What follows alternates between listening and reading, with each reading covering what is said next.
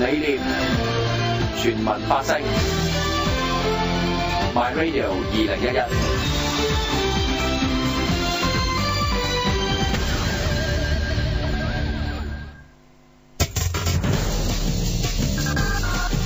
同聽眾分享由上世紀80年代至今日嘅地區工作經驗，由街頭騙案至鐵路興建，一一以民為本。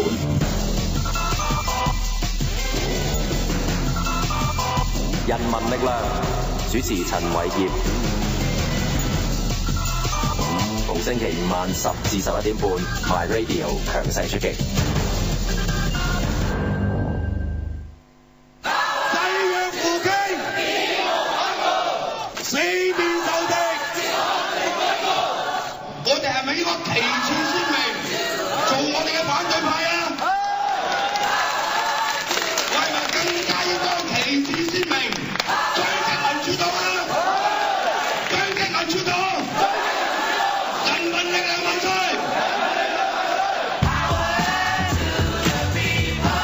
聲嘶力竭，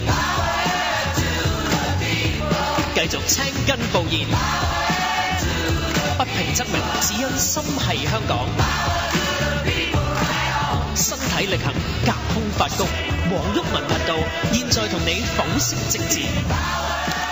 黃毓民頻道準時開咪嗱，咁啊今日大嚿同我毓民都喺度啦。我問咗兩樣嘢先，我哋應該講呢個毓民啊，就即係面對呢個林瑞麟嘅時候咧，就衝埋去嗰單嘢先啦，定係還是今日呢一個網台規管嗰個諮詢會咧？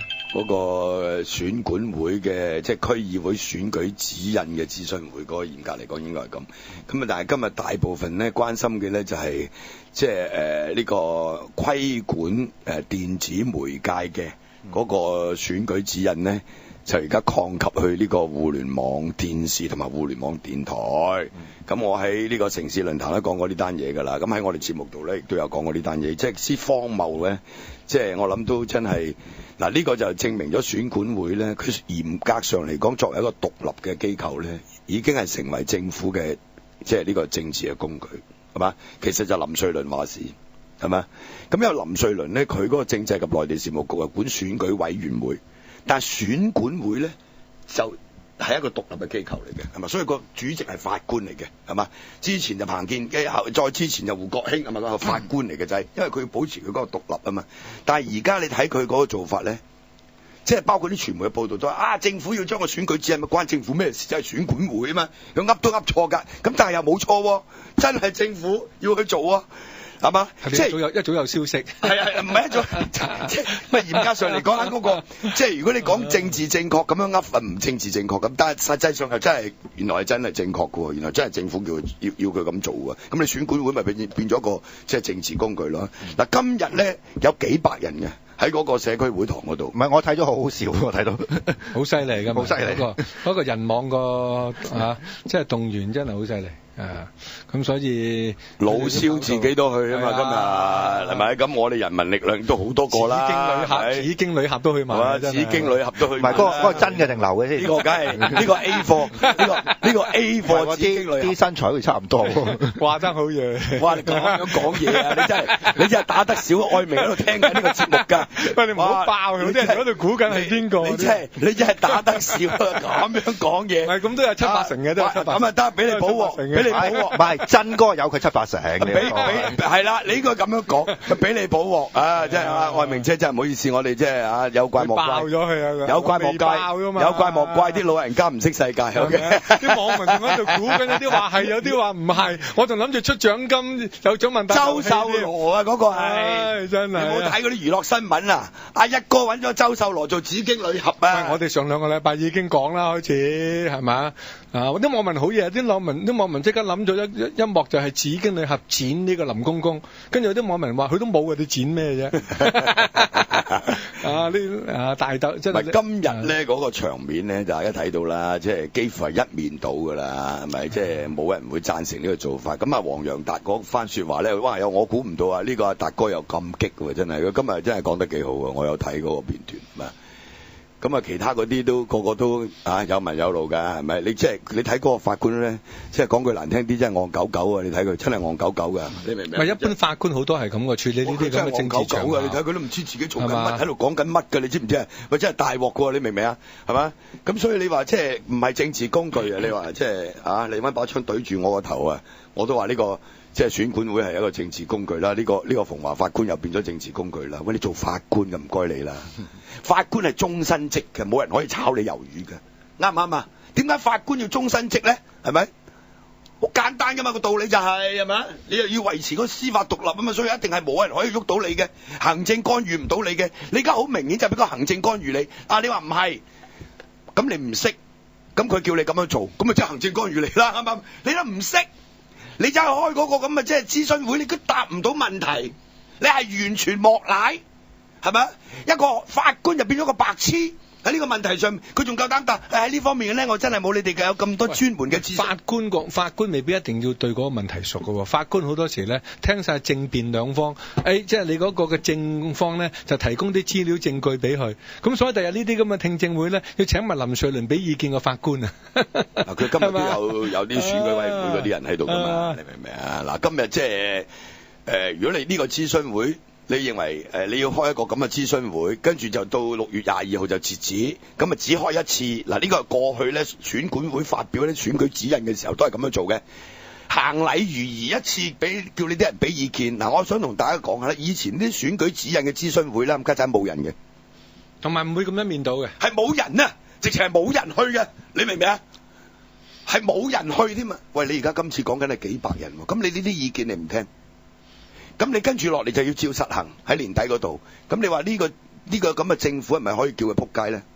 嗱，所以我哋而家同佢計數㗎啦，係嘛？由呢個即係遞補機制，唔係收緊議事規則先，係嘛？到呢個遞補機制，係嘛？對規管互聯網，到呢個知識產權要喐嗰啲網上惡搞，係嘛？乜都嚟㗎啦，跟住下一年咧就係23條㗎啦。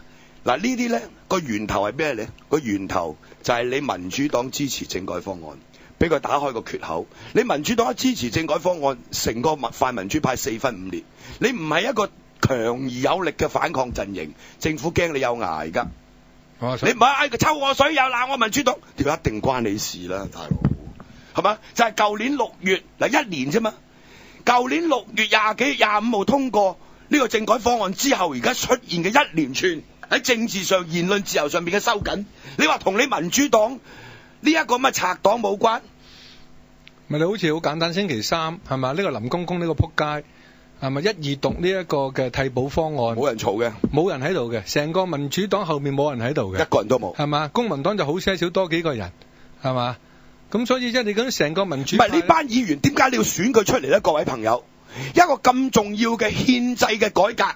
係咪？有呢個立法會議員出缺係冇得補選，然後用一個好荒謬嘅替補機制，然後你民主黨可以一個立法會議員都不在現場嘅，你話啦，即係默許咗。到時你我投反對票3讀嘅時候咁樣啊？喂，你大佬一個都冇喺度啊！咁佢哋嘅諗法就係，我都冇嘢講噶啦嘛，唔准講嘢噶嘛，首讀二讀我哋都冇得講，冇得講啊！你都有個姿態啦，大佬係咪？喂，喺呢個90年代，李柱銘領導民主黨嘅年代啊，即係喺嗰幾年同政府拗啲議題同有啲問題嘅時候，特別涉及到政治議題嘅時候，民主黨集體呢一個嘅離場抗議，都唔知幾多次啦，係咪？咁所以你話即係現時嘅民主黨同埋10幾年前李柱銘領導嘅民主黨爭幾遠，係嘛？你不但投共，連一啲嘅喺立法會裏面你基本嘅職責要關注嘅問題，借一啲嘅行動去表示一啲嘅不滿。喂，你啲咁嘅鵪鶉嘅行動啊，你都唔夠膽做啊？唔係你琴日最好㗎啦，係得我哋2個，成個立法會數埋唔夠10個人，當佢喺度首讀二讀呢一個所謂荒謬嘅替補機制。喂，大佬，5月17號公佈，5月20零號就有個政制事務委員會嘅特別會議嚟噏一噏。嗰日我已經喐佢啦，又係俾人趕啦，我嗰日俾譚耀晶趕咗出嚟啦，係咪？喂，跟住就首讀二讀啦。哇！你真係快到你真係嘛，完全唔知。快刀斬亂麻。喂，有冇試過一條法例係咪？即係回歸以來咁樣立法嘅咧？咁大嘅影響同埋咁主要原則性嘅改變。喂，佢只係恰我哋啫嘛，你明啊？佢係恰你香港人，佢係恰你民主派，唔會反抗。所以大家唔好衰俾佢睇，稍有良知血性嘅人，七一就要揸住呢個議題上街。所以我哋從今日開始就會不斷喺度吹雞，我哋人民力量會帶一隊人，哪怕只有500人、1000人或者300人，我哋獨立一條隊，係咪？我哋就係要同呢個林瑞麟算賬，同成個特區政府算賬，成個特區政府算賬，就為呢一個議題，呢個剝奪我哋嘅投票權利，剝奪我哋嗰個選舉嘅權利嘅，同埋剝奪得嚟後邊一個好即係清楚啊，同埋一個好重要嘅信息就係、是，佢根本就唔驚你啲香港人，唔驚你啲反對派。佢當你冇料到啊嘛，咪最多你黃毓民喺度發下癲有咩用啫？係咪？哇！你見到佢係一個老柴，即係佢見到你衝出去嗰陣時，嗰、那個面部嗰種咁樣嘅啊，即係嗰種輕蔑，係啦，藐視。你咪而得兜巴冚個冚家產啊！你話？係嘛？我都話我一定招呼佢。如果你冚完俾你告商人都冇所謂嘅，呢個政府係要推翻嘅。嚴格嚟講，即係講句難聽啲。不過我哋冇能力推翻佢咁解啫嘛，係咪？喂，你遲早要搞暴力㗎啦嘛，你無計可施，冚家產要做汽油彈㗎啦就嚟，係咪先？仲有咩嘢可以做啊？你話俾我聽，係咪？喂，如果你啲人唔肯犧牲，唔肯付出代價，冇得搞嘅。我話俾你聽，即係講句難聽啲，群眾就只係我叫你，希望你幫手，你就上街咪 show up。俾啲力量佢睇，俾啲人民力量佢睇，只能夠咁噶嘛。如果7·1都動員唔到人，你上街咪可以收工啦，大家係咪先？唔係，家下真係要重新研究過香港嗰個抗爭嘅策略，係嘛？即係人民力量，我哋當初都仍然堅持係和平理性非暴力。咁至於所謂嗰個和平理性非暴力嗰個嘅策略同埋嗰個嘅步伐，係去到邊一度咧？我諗都係一個時間，有一個重新嘅即係檢討。唔係真係要檢討嘅啦，因為如果咁樣冇得搞嘅。即係你即係你和平理性非暴力，佢就當你鵪鶉，佢就喺度藐視你。好似周一岳咁，我即係我嗰日指住佢同埋即係佢嗰個個副手梁卓偉，我都孖叉佢，係嘛？我就問阿梁卓偉，喂，喺個前廳嗰度，喂嗰個嘅雞嗰個雞籠，即係運輸嗰個雞苗嗰個雞籠，咪要自殺啊？等我哋成2個禮拜。嗱，會唔會快啲約見佢先？我話周一岳，你個局長忙啦，你見佢啦。佢話無需見。我真係講粗口，係嘛？我有冇搞錯啊？即係我話人哋家話要自殺啊！你作為一個副局長，都完全冇任何呢個嘅人道啊，稍微人道一啲人性，見下人你都唔肯見。其他嗰啲咁嘅啊，即係保皇黨啲咩人要見你哋就撲到見。我話你係咪人嚟㗎？我淨指住佢鬧。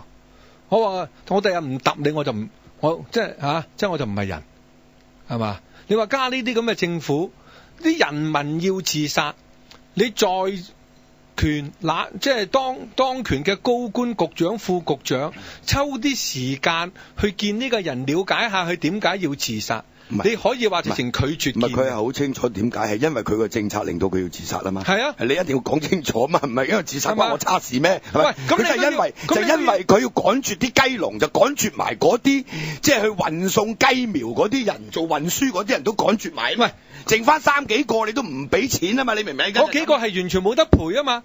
咁你都要見下人，了解下。喂，去到呢啲位就可以酌情嘅，你都唔做啊嘛？而家就係嘛？咁你話呢啲咁嘅官？我今日個雞苗俾電話我話，係嘛？我話呢啲官冇人性㗎。我話你千祈唔好自殺死啊！我話你殺死佢就啱啦，唔好自殺死。係啦，我話你係就攬住佢死。我真係咁同佢講啊！你係就攬住佢死，諗住自殺，你攬住佢死。所以香港人千祈唔好咁蠢啊！係咪？好似我天水圍成日見啲街坊自殺，今日跳完一個後日跳一個，即係就燒炭。係嘛？我喺立法會都講90年代，我已經開始講啊！我話喂，啲人真係唔好自殺死。你點解自殺死？你真係出嚟，橫掂都想死㗎。大陸嗰啲好啊，大陸嗰啲。係嘛？即係揦把刀入去斬瓜幾個，即係咧就喺呢，即係整個炸彈入去，全部炸瓜晒。喂，你大家都聽過啦，吾與皆亡啊，係嘛？即係我同你一齊死，吾與皆亡。咪辛亥革命咁咯，即係同你一齊死啊！唉，所以唔係加啲官咧，就覺得你香港人好恰，我就位高權重。我唔中意見你就唔見你，唔睬你就唔睬你，我又唔係你委任嘅，係嘛？你又奈我唔何，係嘛？我背後有呢個解放軍喺後邊撐住，你敢喐我咩？你香港人個個都騰雞㗎啦，個個都驚㗎啦，係嘛？出嚟遊行示威都係小貓3、4隻，林瑞麟見到你衝出嚟，我有7個保安圍住我哋，你吹啊？黃毓民，你吹我啊？你睇個鏡頭，我實喐你啊，林瑞麟，真係7個，公公你個撲街，真係7個，係嘛？我唔理你7個定70個公安啊，保安啊。係嘛？真係一定，我一定遲早喐你，話俾你知。真係7個人，俾定預告你啊！咁囂喺度。我哋下次掟啲屎俾佢彈啊！冚家產呢個撲街真係。實喐佢呢個撲街啊！真係。哇，幾好身手你。嗱，又撞到㗎，有肢體㗎。你睇1、2、3、4、6個、7個啦，睇唔睇到啊？第一個係閃咗埋1、2、3、4、5、6、7個，睇唔睇到啊？你睇下呢個撲街，反正你個無恥啊你咩事咁無恥啊你？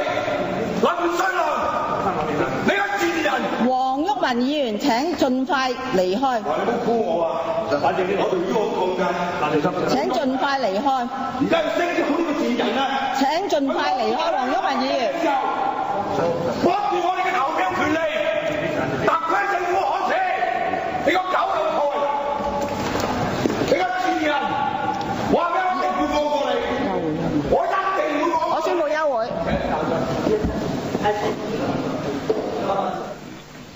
成個立法會空㗎，冇人嘅個立法會係咪啊？嗱，我被趕咗出嚟啦，咁我先前啫。嗱，你睇嗰啲民主黨啲狗賊一個都冇嘅，咁然後咧，湯家驊咧耷低個頭喺度睇文件嘅，係咪？你燒咗音噶啦，已經。主席嘅休會就燒音啦。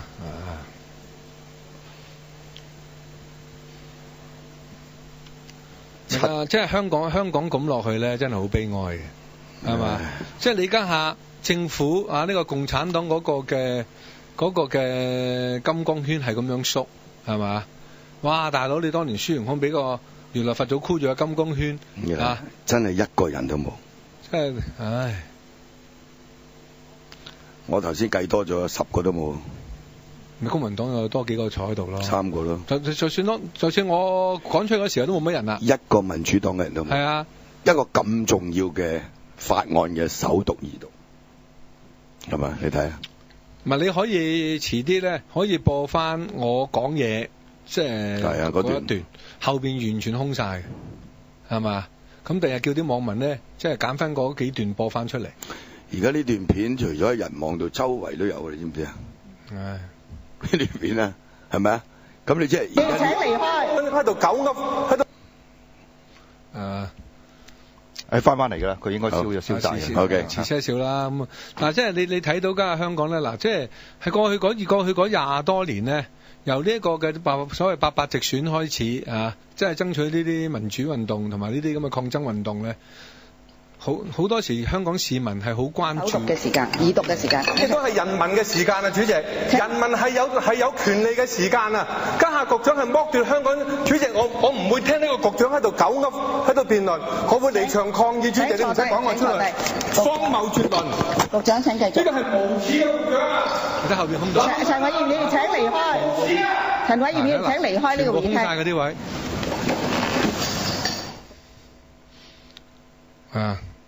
所以你見到成個立法會冇人嘅，一個咁重要嘅法案，關係成個憲制嘅改革。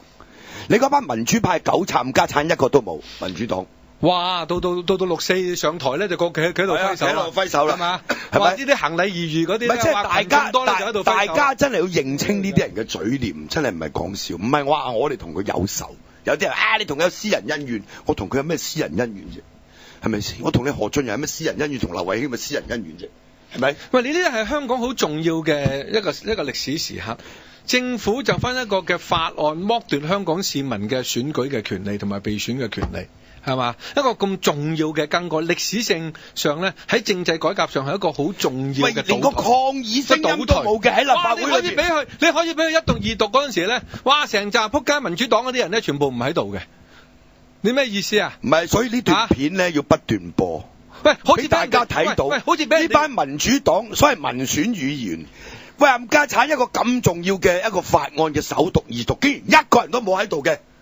喂，呢個先悲哀啊嘛，大佬！即係你真係好似而家明明俾人強姦你咁，俾人強姦你咧，你瞓喺度唔喐唔出聲咁，係俾人強姦，係嘛？跟住就蒙住自己隻眼，即係民主黨就係咁咯。你係民意代表啊嘛，立法會裏面冇人喺度，又唔出聲又唔成，政府一二讀即係嗰個有關嘅法例，即係你可以全部無聲無息嘅，唔存在嘅，屌咁選你做咩？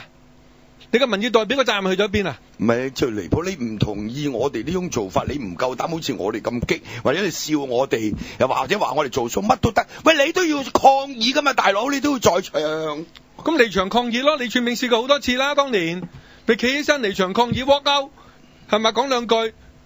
如果你講兩句，主席唔會趕你噶。所以你頭先我講得多，主席至趕我啫嘛。你睇到琴日呢啲場面咧，只一個咁重要嘅法案嘅首讀二讀。喺立法會裏邊竟然空無一人，係咪啊？特別係民主派議員23個，你數下在場冇超過5個人。我淨係見到梁家傑同埋呢個湯家驊兩個公民黨嘅，連其他民主派都冇人喺度嘅。嗰啲李卓人唔知去咗邊，梁耀忠唔知去咗邊，係咪啊？你話啦，佢真係好奇怪，係咪啊？即係如果你咁樣，你都話你自己係民主派。跟住喐我哋，我真係憑咩嚟喐我哋咧？係咪？我哋做咗我哋當做嘅嘢，你冇做，你仲要喐我哋，係咪？你反對5區公投，支持政改方案，支持收緊議事規則，呢一鑊我一定要同你計數啦！議事規則嗰個收緊，如果唔係你8個民主黨嘅議員、4個公民黨嘅議員支持，分組投票點會過啊？係咪？跟住就替補機制出啦。霸王硬上弓，倉促咁樣立法，係嘛？冇得諮詢，係嘛？跟住就規管互聯網，係嘛？跟住知識產權個法例又要修改，就喐你嗰啲網上惡搞，講明嘅，係嘛？跟住再嚟就23條，係嘛？然後你呢班民主黨嘅狗賊，竟然一個人都唔喺度。同埋真係好諷刺，就係早2日係咪6·4，跟住就成扎人企喺個台嗰度嗌呢一個嘅平反8·9民運。追究同承責任，結束一黨專政。哇！你嗰度咧，即係就義正言辭咁樣咧，嗰啲要嗌結束一黨專政。嗰啲冇風險噶嘛？喂，年都係咁樣嗌㗎啦。你喺立法會集體離場有咩風險啫？一樣冇風險嘅啫嘛，係嘛？佢哋過去做咗嗰20年所謂呢個反對派角色，都係冇風險㗎。咁但係你連基本嘅關注都冇啊嘛，即係你22年。係嘛？有群眾喺度嘅嘢你就出現；有群眾壓力，你要表現啲嘢，你就出現。咁好可能即係呢一個嘅即係補選替代嘅方案，啲群眾冇人俾 email，冇人寫信俾民主黨，佢都唔記得即係呢個琴日要呢個首讀二讀都冇乜理，係嘛？即係咁咪隱形咯。所以我哋而家咧7·1。我哋就一定要真係希望大家真係要上街支持人民力量呢個抗爭，係咪啊？跟住佢個法案3讀嘅時候，我哋一定要聚集群眾喺立法會門口，係咪？而且就應該要將個抗爭係升。嗱，琴日嗰個發展呢個文，我有個新諗法咧，人民力量都要傾嘅咧。我哋人民力量即係個組織咧，下面要成立一個抗爭小組，我哋要從長計議。呢個抗爭小組按現時嘅政治氣候、政治形勢，係嘛？我哋嗰個抗爭嘅策略同埋個手段係去到邊一度？係咪要升級？咁如果要入呢個小組嘅咧，如果第日真係要升級嘅咧，喂，呢一個小組嘅成員要預咗坐監，預咗被拉，係嘛？預咗啲行動。要超越一啲可能香港人唔係我覺得我哋兩個都有呢個心理準備。我哋兩個有啦，即係我哋尤其是喺我哋個任期仲有1年咧，其實我哋可以喺後半年度逼到佢趕我哋走咧，係咪啊？咁即係呢個亦都係一個刺激群眾嘅一個咩嚟嘅？我話俾你聽，即係你一定要逼到佢2/3多數開除我哋。呢個又係創一個歷史紀錄嘅，我話俾大家。咁嘅話咧，嗱你除非你又立條例話，俾趕出去嘅下一屆都唔准選啦，啱唔啱啊？係咪先？如果你再咁樣做，如果香港人都唔出嚟暴動嘅，屌你咁，我哋可以收工啦。唔係，即係我哋只可以提個，即係提個路向，提個。唔係真係嘅，你邊度仲有得搞啊？假設即係我講，你趕咗我走，跟住我2012再選，唔該產你唔俾我選嘅可以。咁民主黨都咪喺度鼓掌咯？唔係鼓掌啊！咁如果你啲群眾都話，鼓掌，你啲群眾都話冇事嘅，咁啊可以收工啊，大佬。係咪？我一定做到呢步嘅。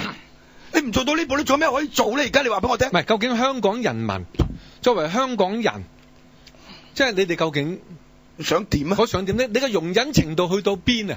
如果林瑞麟呢啲咁嘅撲街，你大部分香港人都可以接受。如果加下連串嗰個政治嘅收緊，一步一步去到呢個地步，你香港人都認為冇嘢㗎。唔係你睇啲官啊，嗰啲僭建嗰個個厚顏無恥到咁樣嘅，係咪啊？啊！我咪拆啦，雖然咩，咁你唔好拆啊！你老味係嘛？咁你做咩要拆啫？你林瑞麟，你潘傑做咩要拆啫？你孫明揚唔好拆啦嘛！你咁巴閉唔好拆啦嘛！拆咗你又要喺度撐，咁無恥到呢個地步，大佬係咪？喂，你都可以容忍呢個政府咁樣嘅，冇可能你話，如果你香港人都係要咁樣，喂，我哋唔會因為香港人。即係咁樣，我哋會放棄我哋嘅抗爭，我哋都係做㗎啦。不過就真係覺得悲哀咯，啱唔啱？我哋即係生命有限，力量有限，係咪？喂，大佬，我都60歲啦，唔間即係死人一世，唔死大半世啦，係咪？我而家都仲衝得兩嘴，再衝啊唔間趴咗喺度㗎啦嘛，可能會啱唔啱？係咪先？仲有咩有氣有力啫？你睇我身手都仲幾好，因為我呢輪成日做運動啊。但係琴日唔覺意閃到條腰啊，你明唔明啊？喂！咁你話啦，你啲後生議會做嘢啦，你話俾我聽，好簡單。我哋所作所為而家都係為咗我哋啲下一代，真係嘅。我哋仲有咩稀奇啫？就係為咗我哋啲下一代啫嘛，為咗啲年青人，喂，將來可以有一個即係更加即係闊嘅空間去發揮，活得更有尊嚴，係咪？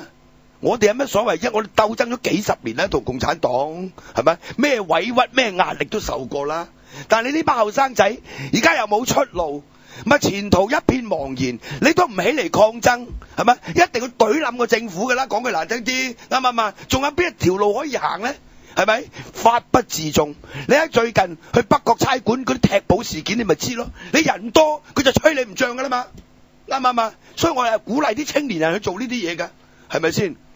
即係你去到最後咧，就一定係上升到個暴力㗎啦，冇得傾嘅，呢個一定嘅，官逼民反，冇得選擇。你同佢講道理咩？立法會講晒啦，係咪？呢個替補方案如何不是？啲學者又講晒啦，學者又連署啦。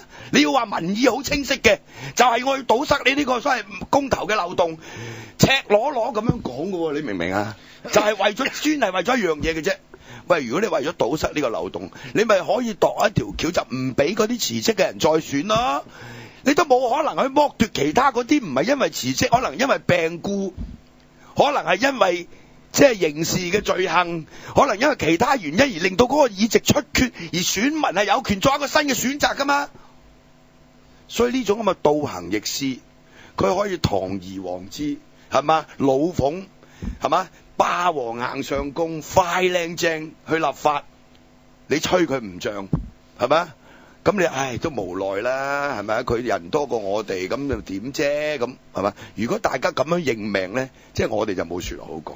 所以我希望大家即係嗱，跟住落嚟咧，6月18號有個聽證會，係嘛？大家去參加，逼爆個立法會去發言，甚至乎喺議會裏邊嗱，你哋就唔可以用啲粗嘢嘅動作，你會俾人夾出去分治，又會差佬會拉你嘅刑事罪行嘅，係嘛？我哋咧就未必。係嘛？你如果你喺個旁聽直掟嘢啊，成日佢有權告你噶嘛？你明唔明啊？所以咧，即係你可以用啲激烈嘅言辭，但係就唔需要有肢體動作，係嘛？但喺門口，喂，到三讀嘅時候，我哋一定要去動員一啲群眾包圍立法會咯，冇得傾噶啦呢個。仲有咩揀啊？上次嗰個政改方案已經冇人包圍立法會啦，即係我對香港人已經好失望噶啦。你明唔明啊？即係如果今次呢一個咁嘅替補方案又可以俾佢咁樣霸王硬上弓通過嘅，咁你香港人就自掘墳墓，係嘛？冇得講㗎啦呢個，所以我哋呼籲啲年青人係嘛，真係要出嚟，因為呢個係關係你將來嗰個安身立命，係咪？我同大舊咪最多捱多幾年，係嘛？抗爭多幾年，跟住落嚟咧，係咪？所以我希望各位朋友，特別啲年青朋友，真係我哋喺7·1之前或者7·1嘅行動，希望大家能夠支持，係嘛？你好簡單，你 show up 就得，你唔使做咩嘢嘅，你出嚟就得㗎啦。喂，譬如我哋嗰隊有成萬人，佢就撲街㗎啦；有成萬人，我就衝去政府總部㗎啦，啱唔啱啊？冇得揀嘅，呢個係嘛？所以希望大家真係你翻去諗清楚，我就冇乜所謂㗎啦，我哋一定係去㗎啦，我同大嚿係嘛？我哋冇退路嘅，過河卒子係嘛？我哋冇得翻轉頭嘅，過咗河嘅卒點翻轉頭啊？你話俾我聽係嘛？所以希望大家真係7·1或者7·1之前，我哋動員嘅嗰啲所謂群眾嘅活動，希望大家能夠嚟參加。休息一陣。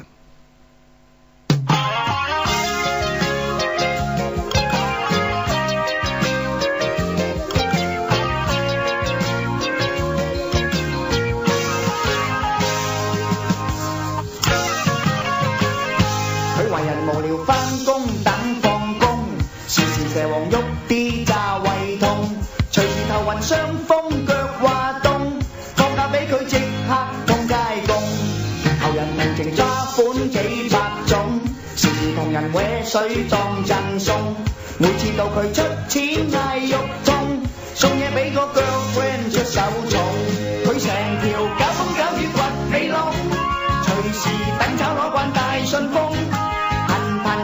製造人內訌，佢望人霸晒工，同人嘈把聲響過喇叭筒，一打交絕聲屈尾十嗌餸，走精片卸晒國內賣大眾，專門搞工。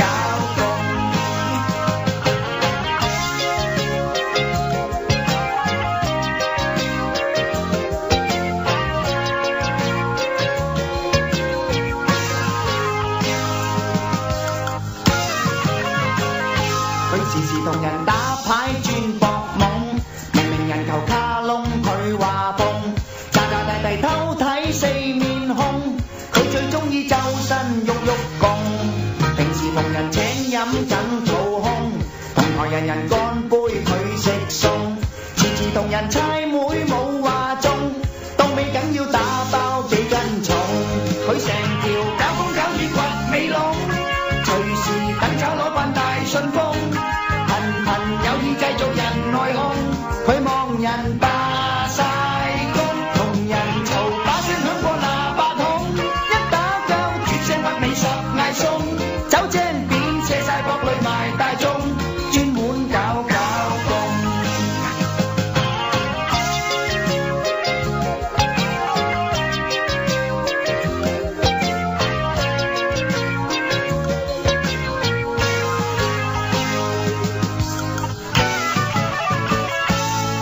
無聊返工等放工，時時蛇王喐啲炸胃痛，隨時頭暈傷風腳滑凍，確價俾佢即刻通街供，求人同情花款幾百種，時時同人搲水當贈送，每次到佢出錢嗌肉痛，送嘢俾個 girlfriend 出手重。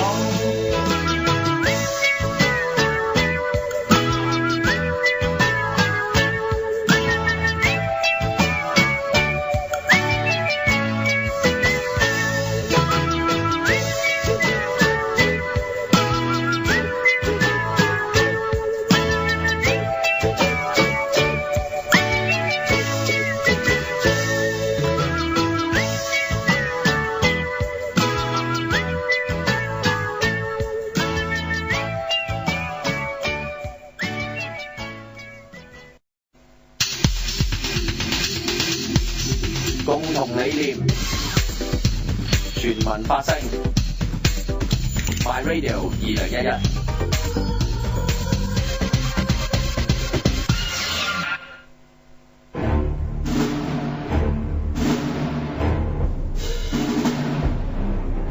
辛亥革命係一個偉大嘅勝利，佢摧毀咗2000幾年嘅君主專制制度，響廣大人民中傳播出民主共和國思想嘅種子，促進咗中國人民革命鬥爭嘅新發展。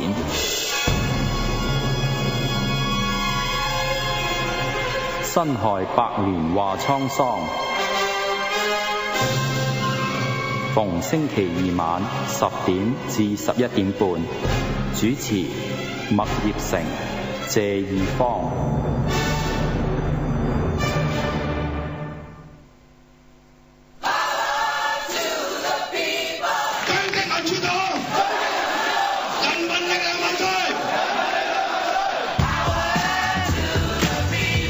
貫徹聲嘶力竭，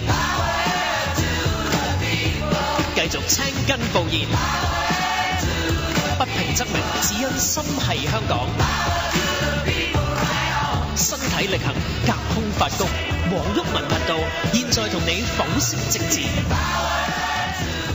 翻嚟第二節啦，咁我想問下毓民嘅問題啦。咁嗱，如果即係七一嗰日咧，就即係多人去上街嘅時候咧，咁個政府又如何咧？唔係嘅，你多人咧，睇你多到咩程度啦。如果你有10幾萬人，而喺呢10幾萬裏邊咧，亦都可能話有一堆人咧係好激嘅，佢會有一啲好激烈嘅肢體動作嘅時候咧，我諗個情況就唔同㗎啦。仲有而家咧，你唔好忘記一樣嘢，你撳唔到啲僆仔㗎啦。你咪一堆堆咁樣，你睇下最近個情緒，每次示威後都有後續嘅，而家已經成為一個氣候㗎啦。唔係好得意嘅就係呢樣嘢。唔係，同埋你呢個後續咧係一堆人去一個方向，你警方就控制到啫。哇！我到時佢分幾個方向，你點控制啊？10個方向，我10堆人去10個方向，你點捉啊？係嘛？所以呢個曾偉雄以為得米，真係我話俾佢係真係害死香港政府啊！呢個警務處長會害死香港政府㗎，我而家話俾你聽。唔係因為你個壓力同埋你嗰個警方嘅行為越高壓咧，嗰啲年青人嗰個反彈嗰個力就越強。佢跟住所提出嗰個抗爭嘅手段，亦都係越激烈。唔係啊，好快嘅啫，冇幾耐，冇好快就會有汽油彈嘅，你睇住啊，燃燒彈咧，好快嘅啫。跟住就鎮壓啦，咁啊，好快嘅，呢啲場面好快出現嘅。嗱，呢個就係翻到去呢個，即係呢個警務處長如果繼續咁咧，就會出現呢啲場面。我話俾你聽。翻到去60年代呢個嘅美國嘅黑人嘅人民，即係嗰個嘅人權運動嗰個爭拗啫嘛。嗱，你馬丁路德金啊，和平理性非暴力，和平理性非暴力帶領一班黑豹黨係啦，但係你另一班啊，即係以呢個 Malcolm X 啊，同埋呢個黑豹組織嗰啲，喂，一定係暴力。即係當時就算黑權運動裏面都有兩個聲音嘅喎。一個就話好似馬丁路德金咁啊，透過呢個嘅衝擊呢個制度，公民革命啊，透過坐監啊，透過呢個挑戰呢一個惡法啦，啊，即係身體力行啊，即係呢個嚟爭取各界嘅支持。另外都有一班搞暴力，直情攞槍啊，暗殺呢一個嘅聯邦即係特探啊，即係去燒佢啲貨倉，揾炸彈炸你啲寫字樓啊，要衝擊呢個資本主義制度啊，向你嗰啲嘅執法者咧係呢一個嘅挑戰啊，即係你殺我一個，我殺你兩個，喂，都有一段時間喺呢個嘅黑權運動嗰度有好大嘅迴響㗎喎。係嘛？亦都明顯喺呢個嘅政治發生作用㗎，發生作用同埋嗰個政治理論方面咧，佢哋都有一套嘅有論述㗎，係嘛？譬如 Malcolm X 啲書喺呢個60年代，就算去到70年代，喺歐美各地係好即係好暢銷㗎，係嘛？咁所以即係喂，你香港政府喂，好似覺得香港人好蝦咁，喂，你越蝦得勁嘅香港人咪要諗我個抗爭路線，就算係人民力量，我同毓民都要諗。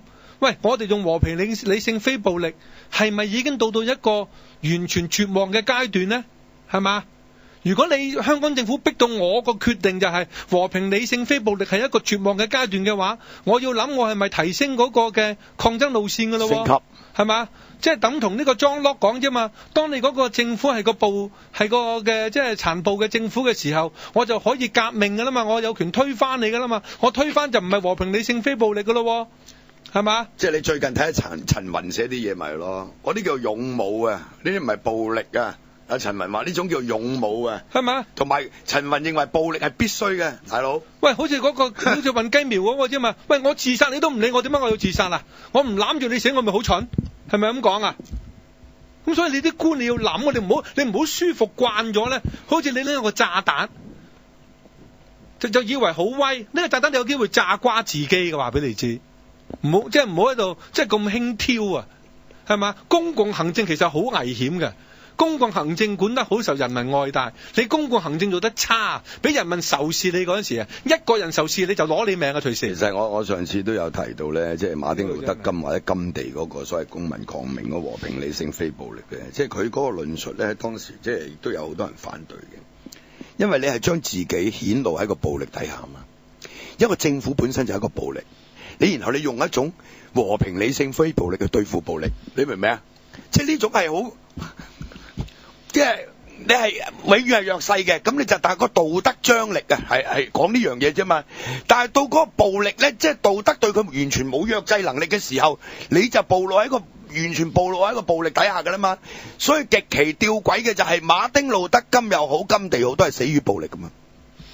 但係你馬丁路德金，你發展你嗰個和平理性非暴力嘅黑權運動嘅同時，你同樣有呢一個嘅暴力嘅黑炮運動喺旁邊同期發揮佢個影響力啊嘛。所以有啲歷史學家同埋社會學家分析美國嘅黑權運動嘅成功咧，有一啲嘅結論唔係講馬丁路德金噶，有啲嘅結論話美國嘅黑炮所產生嗰個嘅破壞力啊，係迫使到政府要回應黑人嘅要求，唔係馬丁路德金提出嘅要求啊。嗱，即係我哋講魯迅啊，我哋喺五區公投嘅時候有個文宣提到魯迅，即係話中國人咧喜歡調和嘅，所以咧你話即係我呢面窗開一開佢啦，咁空氣流通啲啦嘛，咁佢係是但啦，冇乜所謂嘅，係咪一面窗啫？咁跟住如果有人話你要成間屋拆咗佢啦，咁佢就真係幫你開個窗啦。咁呢一個比喻咧，就係呢個就係魯迅即係話，喂，你如果冇激烈嘅主張，和平理性改革都不可行。咁就愛嚟形容我哋當時五區公投。你當五區公投係一個激烈嘅主張，有呢個激烈嘅主張先令到你嗰啲所謂和平理性嘅改革有可行嘅機會。而家嗰啲都冇埋，佢要封殺晒你啊嘛！佢唔俾你入，佢而家個問題就共產黨唔俾你有任何缺口啊嘛，係咪？喂，佢而家喺中國內地嘅改革，咁當然佢打壓一啲嘅異己仍然唔手軟啦。但係佢喺內地某啲嘅制度上嘅改革，嗰個開放程度仲強過你香港，你香港嗰個收窄嘅程度咧係越嚟越嚴峻喎。唔係啊，大陸而家都好危險嘅。你睇最近潮州嗰啲四川工人嗰個暴動係咪？即係唔係講笑，殺呢啲潮州人啊，唔係講笑啊！而家呢個川潮大戰啊，係咪？即係呢啲嘢咧，嗱，你真係再咁樣發落去咧，你就真係好亂嘅，一定嘅呢個。咁又到頭來啲人就要求安定啊，唔好有呢啲嘢發生。但個問題你唔講個原因啊嘛，你唔講個原因，淨係講個呢個過程，我哋唔要出現某一個結果，但係你唔講個原因嘅，你唔去從根本去解決問題嘅，但係你淨係講個過程，講個結果嘅啫。而家咪咁咯，香港咪咁咯。哇，黃毓民咁樣點得啊？哇，你哋喂咁激係嘛？你搞亂咗個社會，家產你唔知道個社會點解會亂嘅咩？係咪？係我哋搞亂嘅咩？淨係派嗰6000蚊都咁漏爆啦，係咪先？你話呢個政府，喂呢啲咁嘅問責局長個個20幾30萬一個月，你話呢班人咧真係應該拎去槍斃嘅。我話俾你聽，佢哋點配攞呢啲咁嘅人工同埋享有呢啲權位咧？一件咁簡單嘅事，派6000蚊啫，都搞到而家，係咪？然後個個咧知法犯法，係咪？僭建，跟住死撐，包括個特首，你唔好拆啦！麥當勞道嗰度嗰啲圍住窗，冇拆啊嘛！你冇違規拆嚟做咩咧？係咪？又要拆？林瑞麟唔好拆啦，馬喺度話唔係僭建，又拆。即係你睇到呢啲咁嘅官，係咪？睇到成個政府，即係仲衰過董建華時代而家。仲有臨尾仲有一年呢，仲好戲連場喎。而家幾個跑馬仔咧就互相攻訐喎，你明唔明啊？即係范徐麗泰啊、梁振英啊、唐英年啊，跟住落嚟咧呢幾個月好多好戲睇噶，各位係咪？個政府即係已經去到一個咁嘅地步，係咪？你話真係，喂，仲要倒行逆施，仲要做埋呢啲衰嘢，係咪？所以呢一個咁嘅所謂剝奪我哋選舉權嘅呢個冇得補選嘅替補機制咧，我哋一定要上街，一定要用一啲激烈抗爭嘅手段去反對，否則嘅話，喂，又俾佢咁樣過半數喺立法會通過，然後大家又冇嘢。因為你睇翻過去所謂即係反對嗰個嘅策略行動咧，好多時就透過傳媒嗰度發啲聲音，透過傳媒個壓力影響器，或者透過呢個群眾嘅聲音，即係聯署又好，呢個唔同嘅社群發聲明又好。嗱，過去呢啲咁嘅行為咧係有些少作用嘅。係嘛？嗱，傳媒家下直情虧晒邊啦！透過傳媒俾壓力政府，根本就完全冇用啦，係嘛？你傳媒都支持呢個係政改方案，係嘛？傳媒都俾啲大財團操控晒，咁你嗰個傳媒嗰個影響政府嗰個嘅行為咧，基本上已經冇噶啦。你喺老董年代，係嘛？商台仍然有你同大班喺度輪流發炮，透過傳媒力量逼政府即係回應市民嘅訴求。咁你而家全部鵪鶉啦！你而家得個吳志森講啲嘢似樣，係嘛？呢個商台嗰個夜晚嘅節目直情撲街到無論，係嘛？根本就成日幫啲政府喺度小罵大幫忙，跟住喺度咧幫啲民主派，跟住幫啲偽民主派，係嘛？根本你成即係你嗰個傳媒嗰個即係所謂代表呢個嘅民意監察政府角色已經冇咗啦。跟住呢啲社群係嘛？間中又會出下聲，有部分就跟住向呢個邊站。咁所以你即係你過去嗰10幾20年，特別呢個97前，就算係97後老董年代有嘅社會一啲嘅較為健康啲嘅制衡力量咧，你家下都冇埋啦。咁你嗰啲嘅市民咪唯有就係呢啲透過呢啲小組，譬如年青嘅100、200人，有時間中去衝下。喂，呢啲係反映群眾嘅憤怒嘅。啲特區政府啲高官就當冇到，你小貓3、4隻啫，係嘛？呢啲小撮人啫，大部分人都反對你嘅。咪03年50萬人上街咧，係搞到呢個23條都要即係要擱置，係咪啊？嗰陣時係和平理性啊，但係如果今次再有10零20萬人上街，就唔會和平理性噶啦，大佬，個時代已經唔同咗啦。所以呢個特區政府都未知死，係咪？佢仲以為好過癮，係咪？仲有03年冇一紮咁嘅僆仔嘅，而家係越嚟越多㗎，係咪？而且你失控嘅會，唔好以為好得意啊，係咪？佢嗰個失控嘅理由就係覺得同你哋啲咁嘅仆街官員講理由冇用啊嘛，係嘛？哇！你下就用高壓打壓，係嘛？都冇用啲疏通疏導，大家呢個理性對話。係嘛？跟住咧就用啲警務人員咧，幾十個坐喺度，賦予你都噴胡椒噴霧，係嘛？咁你令到嗰個群眾覺得，喂，你呢個政府基本上係非理性，你呢個政府基本上係靠強權壓到呢個一切。唔係而家好啊，出咗個警務處長叫曾偉雄啊，有姓曾嘅，真係好啊！呢條友真係呢個真係冇得頂啊！呢條友你明唔明啊？呢個已經俾人叫佢做禿鷹啦嘛，已經即刻有花名啦嘛，係咪先？呢條友啊，我話俾你呢個嘢做警務處長，呢個就會令到個特區政府早啲滅亡。唔係㗎，所以你早排見到嗰啲掟強水嗰啲咧，其實已經冇啲跡象㗎啦，係嘛？即係有啲人覺得，我自己小貓3、4隻冇乜力，間中掟你2下。喂，第日你話如果即係啲年青人開始有組織，係嘛？再參考其他嗰啲嘅書籍睇下呢一個嘅意大利呢個嘅日本嘅所謂啲 rapid 機，人哋嗰啲咁嘅暴力行為，嗰啲嘅有政治論述組織下嘅政治暴力行為。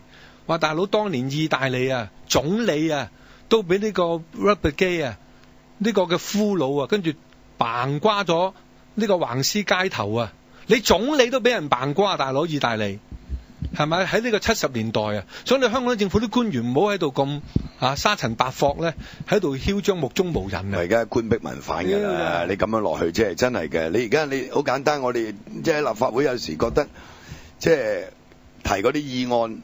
然後大家喺度狗噏一輪，跟住就收工嘅。琴日我哋俾人趕出去啦，係咪講嗰啲安老政策，咪又得個講字，佢唔做㗎政府，係咪？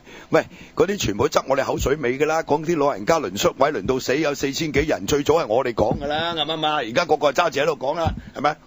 包括呢個國徽事件啊，你揾翻個源頭都係因為黃毓民就可以夠話俾你聽。我08年做立法會議員嘅時候。啲人嚟揾我，話而家嗰啲學童嗰啲貧窮子弟，包括領綜援嗰啲係冇錢上網嘅，佢哋要上網學習啊。跟住我就揾張建宗，我話可唔可以喺個綜援嘅書簿津貼裏邊加啲錢，又或者同呢啲咁嘅網絡上傾，喂，你橫掂都係已出之物，我俾張名單你出一半，我出一半，係咪啊？你出嗰份唔使出噶嘛，大佬啱唔啱啊？係咪先？我哋提呢啲咁嘅，掠咗佢2年啊，到最後就由財政司辦公室、財政司司長辦公室就整咗一嚿咁嘅呢個上網學習計劃，呢一個咁啊整咗呢嚿嘢，大佬就咁樣嚟嘅，話俾你聽係咪啊？所以你即係大家睇到，喂你踢佢喐一喐。我哋希望佢喺結構上解決問題，佢話唔得，嗰次我咪鬧張建宗咯。佢話唔得㗎，如果你綜援嗰度加呢啲，咁呢樣又加，第日有啲新生事物又加，咁點得了啊？咁樣噏嘢㗎嗰陣時係人工又加，係咪？係咁樣嚟嘅。咁後尾先就變咗喺財政司司長嗰辦公室裏邊整一嚿咁嘅嘢，撥嚿錢出嚟，係咁樣嚟㗎嘛。嗰2億2千萬，仲有啲2億2千萬唔係俾晒呢兩個機構嘅，係俾啲行政費佢哋㗎咋，你明唔明啊？所以即係阿劉慧卿話：哎呀，肥到着唔到襪啦，2億幾俾佢哋，佢哋冇乜大嘅得益嘅呢兩個機構。嚴格嚟講，你明唔明啊？係咪先？我哋最清楚件事。好啦，而家鬧咗一個政治即係干預嘅風波係嘛？咁樣我係做主席，所以有好多嘢我不便喺呢度講啦，係咪？咁嗰日大家睇到嗰2個半鐘頭係嘛？嗰個聆訊係咪？兩方面針鋒相對，咪慢慢可以揾到個事實咯。嗱，而家我16號就逼咗個財政司司長嚟啦。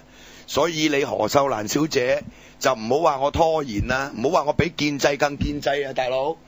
一個6月份我開3次會啊，資訊科技廣播事務委員會，6月7號、6月13號、6月16號啊。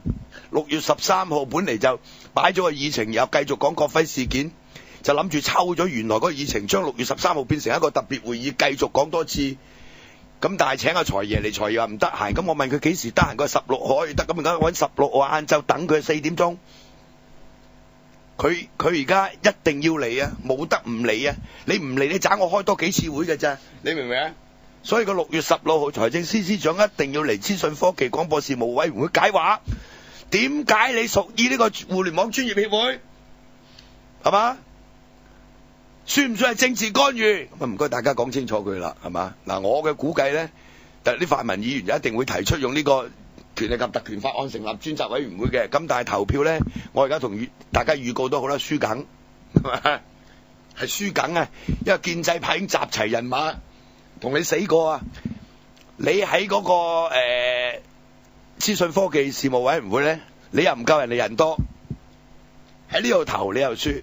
你話呢度輸咗唔緊要，我去內會再嚟。喂，呢個咁嘅聆訊，佢哋咧就咁緊張嚇，民主派嗰啲係啊，你嗰個嘅替補方案首讀二讀嗰啲全部失蹤嘅。哇！呢啲可以威啊嘛，攞票。我都唔明佢哋嗰個邏輯喺邊個？佢唔知啊。一個就係剝奪你香港人嘅政治權利，喺嗰個嘅選舉制度觀念上做一個嘅即係翻天覆地嘅改變，一個大嘅倒退，剝削呢個嘅基本選舉嘅權利。咁大嘅改變，首讀二讀，唔緊張嘅，直情唔理嘅。哇！呢個國徽事件涉及到某啲官員被指責濫用權力益某一啲嘢2億幾啦，講嗰度就哇可以真係過去嗰幾個星期咧，好似唔使瞓唔使做其他嘢咁樣嘅喎。哇！不斷追住啄住，仲要夾埋蘋果嚟喐我啲。哇！跟住又開會，跟住黨團又開會，又出個聯合聲明。喂，你班仆街！喂，點解嗰個嘅替補方案？點解你泛民出個聲明啊？你唔泛民主派，你泛合會啲何秀蘭做召集人，點解你唔可以？你唔聯署嚟譴責啊、抗議啊？你何秀蘭咩泛合會召集人啊？翻屋企瞓覺啦，啱唔啱啊？咁大件事。喂，你既然可以20個人聯署，俾封信我，要求政府俾文件，係嘛？嚟講呢個國徽事件，咁點解你20個人唔可以聯署譴責呢個替補方案啊？乜撚嘢泛民主派啊？呢啲係你何秀蘭咩人嚟㗎？係咪？唉，真係垃圾到暈！我話俾你呢班契弟真係垃圾到不堪啊！基本上係。咩標準啊？仲有啊！嗰日開會仲問啲問題，個個都冇睇文件嘅，我都費事令你難落台啦。已經嗰日，你睇下我做主席啊，建制派我又喐，民主派我喐得少添啦。嗰日你劉慧卿我叫人俾口供，我話呢個唔係口供嚟㗎。咁啊資料啦，我跳咗2步啫，主席，即係意思即係開呢個專責委員會嗰個就口供啦。喂，你叫人俾口供喎，俾咩口供啊？我真係忍唔住，我呢唔係口供嚟㗎。人哋可答你可唔答你㗎。啊，你要交份口供嚟啊！佢話叫嗰啲所有嗰啲評選委員咩復檢委員全部要交份口供嚟。我唔係口供嚟㗎，劉慧卿議員。哦，係啊，呢個係資料，不過我哋跳咗2級啫，主席我咁。跳得賤到真係啱唔啱？喂，呢啲又立法會議員，又唔睇文件，係嘛？我哋當然有啲立法會議員永遠都唔會睇文件，亦都唔會帶文件入去立法會，行入去就講嘢㗎啦。聽完人哋講就係咪啊？哇！又有呢啲，喂，有文件俾你個，初又話我哋扣起啲文件啊！嗰日我玩一玩啫嘛，個就已經哇，有一份秘密文件喺你嗰度啊！咁你點解唔交出嚟啊？咁我又話要去申訴部攞喎，又係何秀蘭啦，又唔敢開名自己去申訴部攞文件俾條毛你而家。嗰日咪擺咗台面嗰份秘密文件，每人一份，就係國徽嘅聲明。你吹撚脹嚟㗎？嗰份嘢一早俾咗我。嗰日開會嚟俾你哋啫，我睇咗先，得唔得？嗰個記者問我話呢單嘢咧，係一個程序正義問題，建制派就低估咗佢事件嘅影響，泛民主派就高估咗件事件。呢個係我睇咗啲資料嘅一個感覺，我只能夠講到呢度。咁啲嘢俾你睇，啲資料俾我睇，我機密嘢點俾得你睇？就係一句咁啫嘛。跟住就唔係機密。跟住佢就話有份機密文件喺我嗰度，哇！跟住嗰班泛民主派議員以何秀蘭為首，就話要攞翻咪。跟住秘書處啲人話俾我聽，阿卿姐啊，何秀蘭嗰啲話要你交份秘密文件出嚟啊！阿主席你咪有份秘密文件？我秘密文件咪台面，咪我而家手呢份咯。國徽俾我到 chairman 呢份咯。叫我唔好公開㗎 confidential 㗎，不過嗰日開呢個特別會議嘅時候，我台面上每人有一份㗎啦，我話已經俾咗。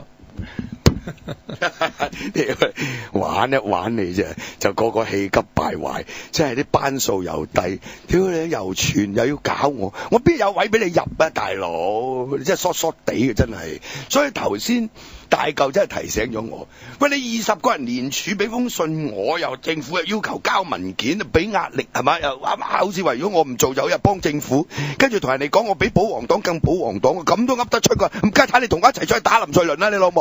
咁如果你咁講咧，佢哋真係比保皇黨更保皇啊！如果你一齊同我打林瑞麟啦，佢關於呢個替補方案，即係比呢個保皇黨更保皇喎。保皇黨都多2個人喺議事廳，民主黨1個都冇喎。係咪更加支持政府啊？所以呢班係垃圾嚟嘅。講完啦，休息一陣。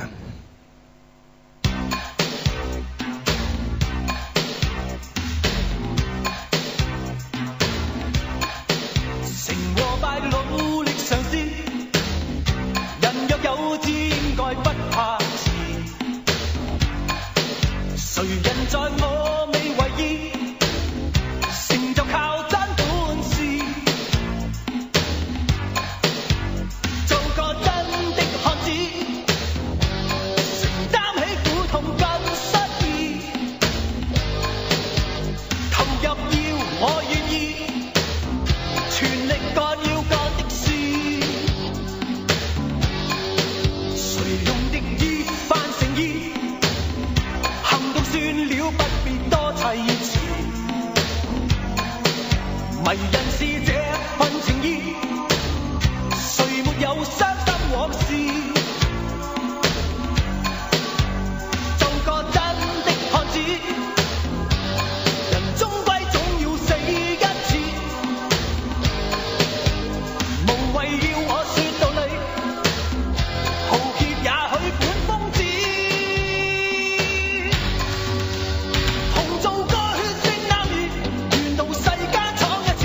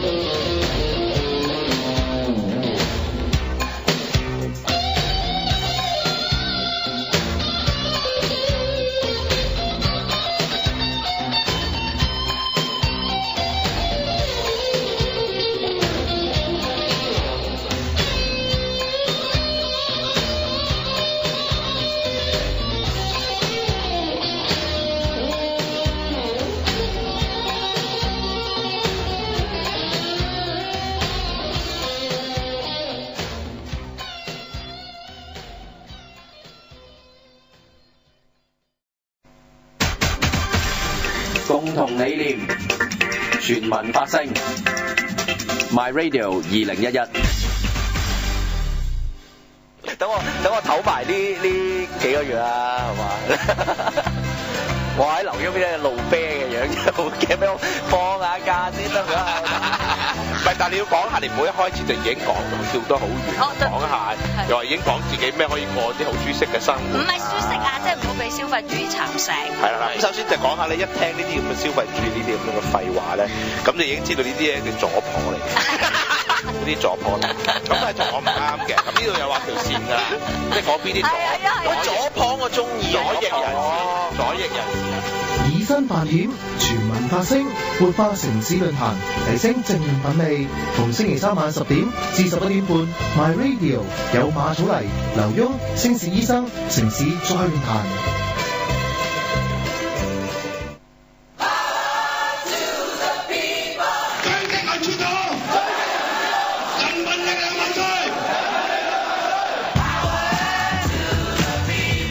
貫徹聲嘶力竭，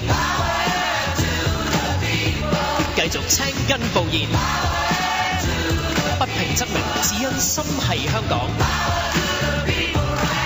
身體力行，隔空發功，黃毓民頻道現在同你剖析政治。第三節，我哋呢節係咪應該聽下電話？係啊，係啊，應該電話旁邊有位德州嚟嘅 KFC 係咪啊？係，毓民教授同埋大舊，你兩位好好，我差唔多成年都冇打嚟㗎啦。咁咧就想講翻即係我又好耐冇聽你節目，因為我自己忙啊。但係即係近呢1-2個月發生嘅，即係依近來呢幾個月香港發生嘅事咧，即係有越嚟越呢個點講啊？行政、立法、司法三，即係香港所謂嘅三權分立跟英制嘅三權分立慢慢瓦解啊！咁我就見你又俾喺立法會度又俾人箍頸，10幾個人箍頸嚇，啲人成日話你黑社會，我就唔係7個箍頸。係咯，啲人成日話你黑社會，成日啲人亂咁傳啦，我唔知邊個先黑社會係嘛？咁樣勒住你嚇，好似扣犯咁樣係嘛？咁我就想即係讀少少嘢，因為我琴日咧就喺你個 Facebook 嗰就回應咗啦。咁我內容大概就係寫毓民教授今日咧又在為受壓迫嘅港人同和被溫水煮蛙卻仍樂在其中的港人，向林瑞麟作出當頭棒喝，一個只靠3數人去維持立法會人民正義，應該係2個人啊，唔好意思啊，簡直是香港人的恥辱。今天見你臨尾被趕時有點扯氣，咁啊，所以希望教授你小心身體。而家飲緊新茶。深茶都唔夠啊，可能要咩千年靈芝啊，或者咩西藏嗰啲咩啊。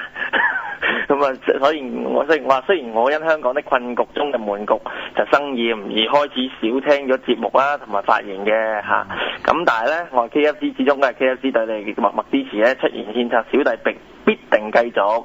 咁啊，希望毓民咧，即係為民發聲嘅時候都不要太薄，就小心身體為重。因為我哋香港人對共匪嘅圍城遊戲裏面，我們同志仍任重道遠嚇，小弟敬上就係咁啦。好，多謝晒你。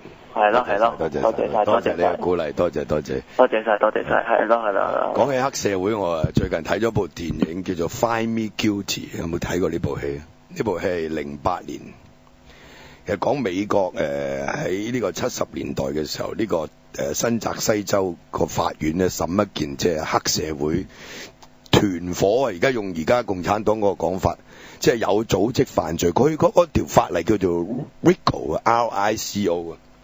就係針對啲有組織犯罪拉20幾個人上法庭，審咗400幾日，咁其中一個被告叫 Jackie， 咁佢就俾人哋整咗佢販毒罪先，跟住要佢做污點證人，控方佢唔做，跟住佢即係維護佢嗰啲所謂兄弟嗰20個人，到最後佢自己去坐監，嗰20個人全部冇罪。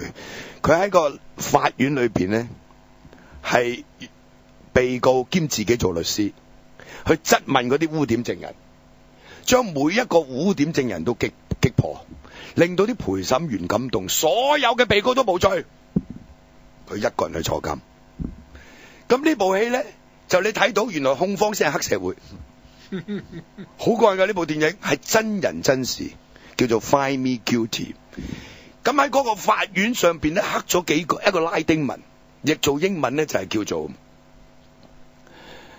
Let justice be done, though heaven may fall。如果譯做中文咧，就係哪怕天塌下來，也要伸張正義。個拉丁文我就唔識讀啦 ，OK？ 佢譯做英文就係 Let justice be done, though heaven may fall。中文就係哪怕天塌下來，也要伸張正義。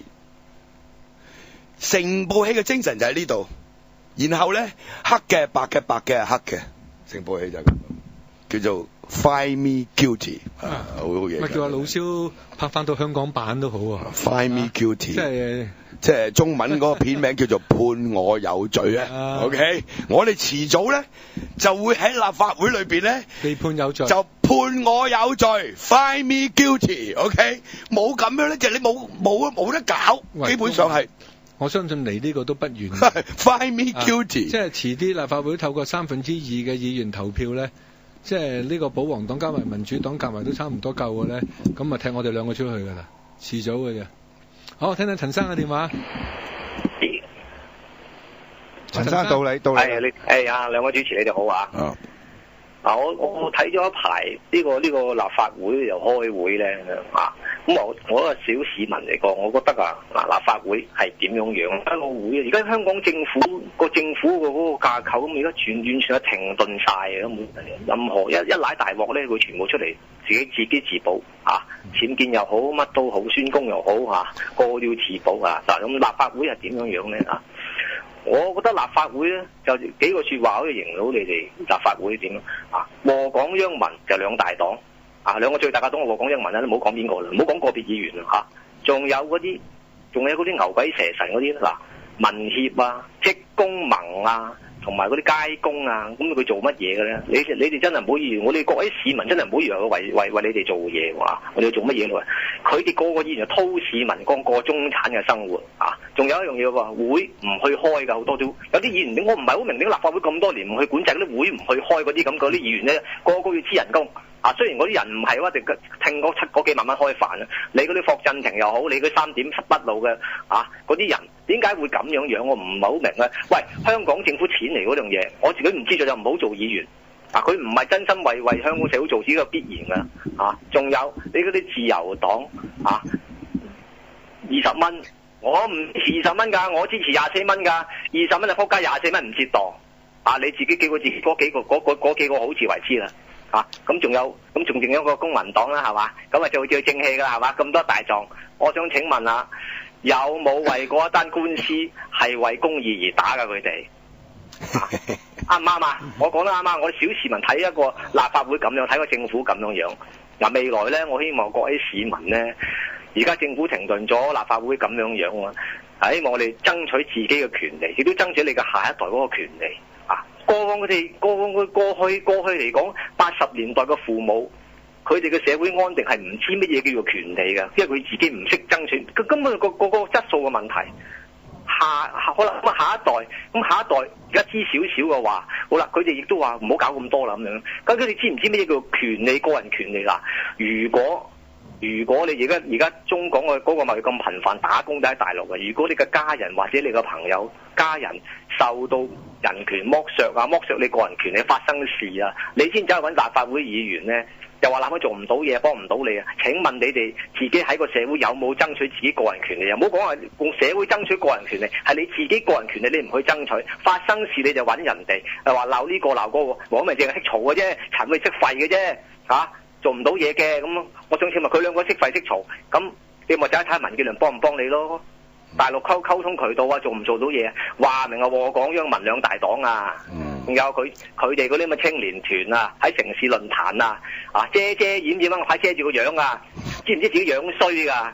唔樣衰掹開，光明磊落啲，俾人見到你個樣，見唔到因為知自己樣衰就唔好做啦點我知唔知㗎？我只有個為咗佢哋嘅下一代而係悲哀嘅啫。哇！乜你做嗰啲乜你做嗰啲咁嘅事嚇，阻礙個互聯網發展，阻礙個互聯網資訊發展，對個經濟嘅危害幾巨大，知唔知啊？如果我係佢哋下一代咧，我會覺得係非常之點講，非常之可恥嘅。如果佢哋問而家嘅青年團啊，佢嘅下一代將來哇，原來我父母係做過啲咁嘅事，年輕做過啲咁嘅事啊！我講嘅説話就係咁講。好多謝你電話啊，多謝。陳生講嗰幾點咧，我諗好有啟發性嘅，即係特別啲年青人，即係自己諗諗啦。嗱，譬如嚟緊呢次區議會選舉，其實上次我都有提，如果你即係覺得現時嘅政治氣候，現時好多政黨代表唔到你，你包括埋人民力量，我同毓民代表唔到你咧，我都鼓勵你哋自己喺區議會選舉咧，自己出嚟選，唔緊要嘅，係嘛？即係你而家一定要喺嚟緊，即係呢一個嘅政治嘅氣候之下咧，香港一定要創一條新路出嚟。我同毓民條路可能你哋認為唔啱，唔該你哋話俾我哋知，或者你哋自己試下行條路睇下點行。咁好可能多咗10幾20堆年青人出嚟，未來嗰個政治局面翻天覆地改變嘅，係嘛？即係好似啱啱上一次最近呢個加拿大個選舉一樣嘅啫嘛，係嘛？即係幾年選幾次。哇！咁次次都係呢個嘅少數政府。哇！呢一次嘅改變呢，呢一個嘅新民主黨喺呢個嘅魁北克省嗰個當選率呢係驚人嘅。哇！有啲學生臨時擺個名落去，係嘛？讀緊書嘅，諗住暑假都係要揾暑期工嘅。哇！突然間做咗國會議員，求變啊！求變啊嘛啲人，香港亦都係要求變。係嘛？咁所以有啲人認為我哋即係成日針對啲民主派啊，我哋即係削弱咗個民主派嘅嗰個力量。其實而家係要洗牌啦。我俾你搞咗20年啦，阿哥，好簡單嘅道理嘅。大家用呢個思考嘅模式，你去諗嘢就知嘅。我俾你搞咗20年啦，而家係洗牌，但係我哋冇能力洗牌啊嘛，係咪？喂，我哋做嘅嘢。你而家當我哋十惡不赦，你諗下，如果23個立法會議員民主派嘅，有10個好似我哋咁，個政府玩完啦，係咪啊？有一半係咁啫，你都死得啦！我話俾你聽。喂，你試下嗰日衝擊林公公，我同毓民輪流講完之後，跟住計有8個輪流去衝佢嘅。咁你仲唔大鑊？定點？係咪？嗰條法案可以首讀，可以二讀，簡單啫嘛個道理。所以而家係洗牌咯，應該。就大家再唔可以有嗰種咁嘅諗法，就係話要維護呢個成個民主派嘅團結嚟對抗建制派咯。呢個係錯到不堪嘅一個諗法嚟嘅，各位啱唔啱啊？即係你話而家嗰啲中產啊或者專業人士嗰啲支持民主派嗰啲有呢種諗法，佢保守，咁我都仲覺得唔出奇。喂，你年青人就唔應該有呢個諗法，而家係要洗牌，而家係你哋嘅世界。你估真係毛主席話齋啊？係咪？好似呢個太陽啊，即係8點鐘嘅朝陽，8點鐘嘅朝陽嚇，即係世界係你哋嘅，係嘛？即係將來嘅世界係你哋嘅，不過而家係我嘅，呢個 understood 咗，係咪？啱唔啱先？但係而家係我嘅，將來你唔知將來到幾時喎？到你好似我咁嘅年紀嘅時候，個世界都仍然係我嘅喎。要洗牌啊嘛！而家係咪同埋洗牌唔係話我哋要攞權啊？而係將成個政治運作嘅模式咧，同埋成個政治文化嘅成個民主派要換啊！大佬，仲係李卓人、梁耀忠、何秀蘭，又民主黨嗰班狗賊，呢班人做緊咗10幾年㗎啦嘛，已經20年㗎啦嘛。喂，你20年有進步，你幫我哋爭取到好多嘢，都有得講嘛。而家係要洗牌啊嘛。喂，你繼續選佢，你自己攞嚟衰啊嘛！而家係我黃毓民真係提醒你唔好繼續選呢班咁家產，你要洗牌，就係咁解啫嘛。你唔肯去洗牌，你咪繼續呢個局面咯，咪繼續係咁咯。繼續你可以見到林瑞麟嗰啲咁囂，屌你咩？然後下一屆2012，你又係見到何俊仁、李永達、李華明呢班咁家產繼續坐喺度，繼續做翻同樣佢哋以前做過嘅嘢，係咪啊？但係唔係，2012呢班家產全部走晒咯，輸晒咯，入咗去嗰啲星氏醫生啊、劉墉啊、萬必啊、點解馬草泥啊，係嘛？或者即係社民連嗰啲，朱凱廸都得，係嘛？咪社民連嗰啲啊，仲有啦，社民連嗰啲啦，包括係嘛吳文遠啊，咁下所有呢啲入晒去，屌你乜仲唔翻天覆地變化？呢個係叫做洗牌，呢個係叫做洗牌啊嘛！你唔洗牌，靠咩人嚟洗牌？係靠啲選民去洗牌啊嘛，所以第一步要做就係今年年底嗰個票債票償，叫呢班民主派狗賊仆街，尤其是嗰啲大佬級人馬，李永達啦、何俊仁啊，係咪啊？呢個單仲偕啊，所有呢啲啊要選區議員呢啲全部仆街，全部輸。咁呢個係第一步，要洗牌啊！你唔洗牌，你改變唔到而家呢個局面嘅，係嘛？你嗌我哋對付建制派，你有咩能力去對付建制派？而家暫時嚟講，你搞撚掂到啲民主派先啦，我話俾你聽。你洗咗牌之後，然後個立法會全部平均年齡30零歲嘅，個個都好似黃毓民夠膽，身手仲快過我嘅，係嘛？如果係馬草林家已經擒咗上去啦，係嘛？我要扯蝦啊嘛，喘氣啊嘛，年齡爭一大橛係嘛？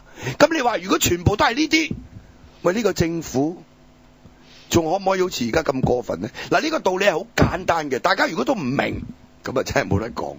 係咪？所以要洗牌咯，洗牌靠咩？靠選民，靠選民力量咯。靠咩嚟洗牌啊？係咪？所以如果大家唔願意洗牌，你繼續投俾李華明，繼續投俾李永達，繼續投俾呢個劉慧卿，繼續投俾何秀蘭，你咪注定繼續撲街咯，就咁簡單啫嘛。嗱，你又唔會投俾譚耀宗，係嘛？你係會投俾李卓人、何俊仁，係嘛？你唔會投俾譚耀宗，點解你唔諗下？李卓人、何俊仁我都唔投，譚耀宗我投俾第二個。你唔再唔中意嘅，自己揾人一班人出嚟選咯。即係如果即係做嗰啲選民啊，尤其年青選民，你唔係咁樣做嘅話，呢個局面係永遠冇得改變嘅。我話俾大家聽，唔係我哋聽澳門小新嘅電話。小新到你啊！聽到。講得㗎啦，你係阿毓民你好，大舊你好，第一次打過嚟。係好啊。講翻近期先啦，真係民主黨要抵插㗎，抵屌㗎呢啲。因為似一樣嘢，你香港，你知唔知澳門班民主派是香港民主派做嘅嘢係啱？我發覺係，已經我覺得澳門民主派係死，即係我覺得香港，即係你哋做咗個新嘅制度，即係新嘅玩法，去令到個議會充滿新氣嘅。我發覺係，你嗰陣時係掟招啊乜嘢，我覺得係做得啱，你知唔知？但係當民主黨一做個咁嘅出賣香港民主嘅一個決定嘅話之後，我發覺好多嘢已經好似對民主已經冇希望咁，因為澳門冇得搞啊！你要明白一樣嘢，香港係靠喺香港搞嘅時候，其實澳門先有進步噶嘛。咁而家香港俾班民主搞咁嘅款，澳門先有教，係咪先？所以我未即係禍延澳門，根本澳門已經係一係死局嚟㗎，因為澳門90%係建制派嚟㗎嘛。咁香港係一個有地方搞得起嘅，一搞係澳門有救咯。但係香港俾佢搞到咁，係咪冇辦法？有道理，有道理。毓民需要你哋繼續努力去做呢啲嘢。大家努力。同埋一樣嘢，民主黨一定唔可以放過。呢個我哋永遠支持你嘅呢樣嘢。多謝晒。記得到上。OK， 多謝澳門嘅小新啊，即係民主派一定唔可以放過啦。我哋聽下企煙電話。Hello。喂，你好，陳議員、黃議員，你哋好。係啊，首先多謝之前有位先生講話，佢都有留意城市論壇啦。咁希望各位市民你就多啲參與，如果你唔嚟都睇一睇啦。咁其實我今次打嚟呢，係主要係想分享翻呢一啲市民對於我哋抗爭嘅睇法嘅。咁我平時都係喺樓上，即係喺城市論壇同埋喺我哋而家人民力量入面抗爭啦。咁但係如果真真正正落到去市民嗰個階層呢，就發覺原來呢睇嘅嘢會同我哋好唔同，即係我哋會係當然會做啲好激嘅行為，咁原來市民好多唔認同。不過有一樣嘢呢，係唔知係好事定壞事啦。有好多市民真係反映，好似特別我啱啱下個禮拜我哋會做嗰個關於稅債票償嘅煙稅嘅問題呢，就好多市民嚟俾意見啦。佢哋就係話呢，有冇搞錯煙稅咁貴？咁有一個市民講得好啱，就係話之前我一定唔理政治嘅，唔關我事啲嘢，點知今次呢，食支煙都俾佢辣着。咁換言之，其實呢個政府而家嘅情況就係根本好多嘢係一步一步咁燒我哋，再唔理嘅。如果香港市民遲咗一日真係辣到我哋屋企門口噶啦。明白。即係有啲非煙民都好啦，就算佢話我唔食煙唔關事，下次一定有政策辣到嚟。咁所以其實我覺得頭先大舊講得好啱，根本係好有個迫切性。我哋真係有時啲行動可能要升級翻，又或者再要用其他嘅方法去表達咯。好，多謝你電話。OK，謝謝拜拜。OK， 跟住到阿蕭生啊，蕭生，喂，蕭生請講。阿蕭生到你啦。稅債票償嘅煙稅個問題喂，蕭生請講啊。係阿毓民大嚿主持你哋好啦。係咁頭先阿毓民就講到話呢一個即係香港人對香港人好失望。其實我覺得好大程度上係同呢個媒體好大關係。即係尋日阿毓民響呢個立法會掃場，咁其實明報今日係用一個好大嘅冷處理嘅方法，即係佢係響A12版用一個標題就係話黃毓民逃刮林瑞麟被逐，去用一個咁樣嘅手法去抹黑一個咁嘅議會抗爭嘅行為。咁其實公眾就會自然唔理一個前因後果，就淨係會focus 咗喺一個搞事一個暴力嘅行為上面咯。咁其實好大程度上係因為呢個媒體嘅炒作，令到呢個資訊係唔流通，最後就係令到一啲人個思想變得更加保守，連一啲即係比較開明嘅人都會覺得你呢班人係搞緊事嘅，唔係幫緊我哋做嘢嘅咯。咁係咯，所以我就話呢一個嘅媒體嘅一個操守係令到呢個嘅僵局係一個好大嘅責任嘅咯。唔知你哋有咩睇法咧？頭先我都分析咗啦，譬如03年嗰陣時，即係可以透過呢個嘅主流傳媒嗰個對倒董或者對董建華嘅施政同埋23條嘅否定咧，嗰個整體個傳媒一面倒咧，係即係批評政府嘅。咁至出現50萬人上街，導致到董建華落台啫嘛。咁但係你嗰個嘅主流傳媒一面倒轉晒軚嘅，係咪？毓民同大班都被炒啦，係嘛？跟住你見到呢一個嘅特別明報過去嗰幾年呢，好多時對政府嘅政策係小罵大幫忙，對一啲所謂激烈嘅抗爭呢，全部都係即係冷處理，即係就抹黑，即係就扭曲，係嘛？咁你香港人又好似接受呢啲傳媒呢一種嘅冷處理、抹黑同埋扭曲。我已經2年冇買明報㗎啦，因為我覺得呢份報紙無恥啊嘛。我喺立法會點名鬧明報都幾次㗎啦。咁所以如果香港人係覺醒嘅話，第一就唔好再罷買明報，唔好再買呢啲罷買蘋果，唔好咁買，繼續唔好買呢啲無恥嘅報紙。同埋咧，透過大家對個問題嘅了解咧，亦都叫其他朋友唔好買呢個明報。咁你慢慢，喂，呢啲報紙佢個銷售出現問題嘅時候，佢就執㗎啦。咁自然會有啲正義嘅報紙蒲翻上嚟㗎啦嘛。好，咁我哋睇下仲有個劉生電話。劉生，所以我呼籲呢個嘅支持人民力量嘅朋友同埋呢啲網民咧，真係呼籲你屋企人同埋你可以影響到嘅親戚朋友咧，唔好睇呢啲報紙啦。罷買，你睇有人買咗你睇唔緊要，罷買一定唔好買。OK， 劉生，阿毓民係，大哥係，我睇毓民你俾人的我真係心都好痛嘅啫，冇計啦，即係咁嘅政府，咁人渣嘅政府，我覺得喺呢度鬧都冇辦法。我想打去香港電台去打唔入，我想喺電台洗佢都洗唔到。即係呢個政府唔係嘅，呢啲最好咧有個畫面睇到噶嘛電視，就係咯，你7個人夾1個人，佢保護個官員7個保安嘅大佬。嗰啲保安咧冇辦法，佢哋揾食啫。唔係我哋唔會怪啲保安嘅，我哋唔會怪啲保安。好慘嘅啫，但係即係咁邊個嚟保護我哋咧？冇錯啦，所以邊個保護啲小市民啊？呢個問題。所以你話呢個政府不義。我哋人民有咩辦法？老實講啊，用我哋腳嚟行路嚟抗議佢，真係要。我哋就算埋去，我哋一定要行出嚟。所以我喺呢度再即係聲嘶力竭都講一次，即係如果唔出嚟，佢真係冇血性㗎啦，真係。我哋香港人真係冇得救㗎啦。7日啦，7日。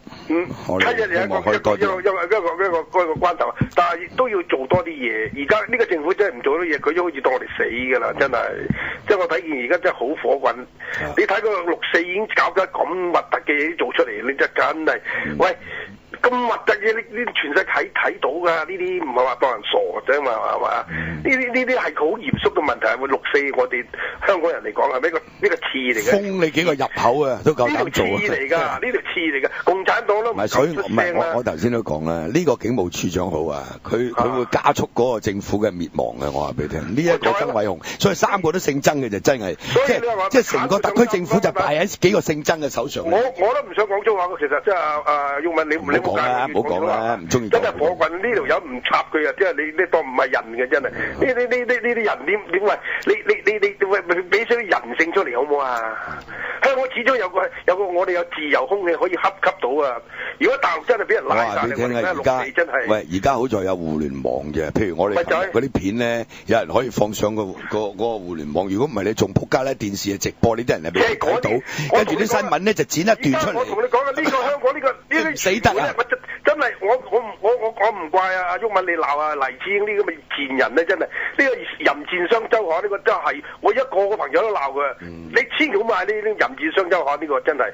喂，呢啲咁嘅幫共產黨不第二，仲要即係踩自己人呢啲好慘啊！啫，即係自己喺背後開槍呢啲係，即係尤其是嗰啲民主派，我而家先係睇，即係睜開叫香港人啊睜開眼啊，要睇清楚佢民主派裏邊咧邊個鬼邊係人啊！真係咪而家睇晒啊！真係係咪有？唔係即係唔好話鬼定人先啦，就係呢20年裏邊你做咗啲咩咧？咪就係你係咪就好簡單啫嘛！我哋唔好講咩人鬼。喂，佢已經仲喺度兜啊，仲喺度兜啊！仲上得商台喺度兜啊！哇！真係咁核突嘅嘢講，你就當呢我哋真係好似細路仔咁呃細路仔咁，好似直情係嘛？所以呢啲淫產嘅點得嘅啫？我覺得啊，我都係中意阿洪生講，直情屌佢老母閪啊啱嘅，即係啲撲街認識啊！好，多謝你電話。我慣你情。OK，多謝你電話。OK， 即係阿洪生嗰句都金句嚟嘅，即係幾句啊，講幾次啊，講咗重複。嗰次真係冇所謂啦，我哋網台係嘛，即係你中意講就講。不過即係有時即係唔好為講而講就得㗎啦，唔係嗱，你好似我哋台長一句都唔講嘅，即係咁解啫嘛。咁但係即係有時就算講粗口，都冇辦法宣泄我哋嗰個怒火嘅。即係好似琴日咁，真係如果你俾我埋到身，我真係打佢㗎嘛。你明唔明？當時嗰個氣氛，你係腳焗打佢嘅，真係嘅。好，咁啊，節目時間差唔多，下個禮拜再見。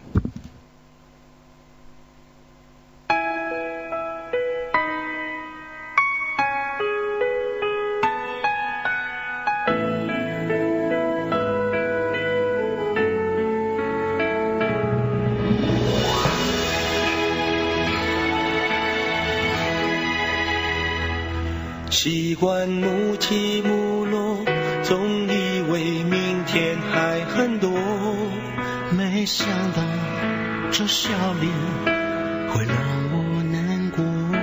习惯一起走过，没想你不在的生活，雷雨也是阳光闪烁，是避风的角落，离开灰尘最美的洒脱，也是新的承诺，我和你不逃过，你是我一辈子的收获。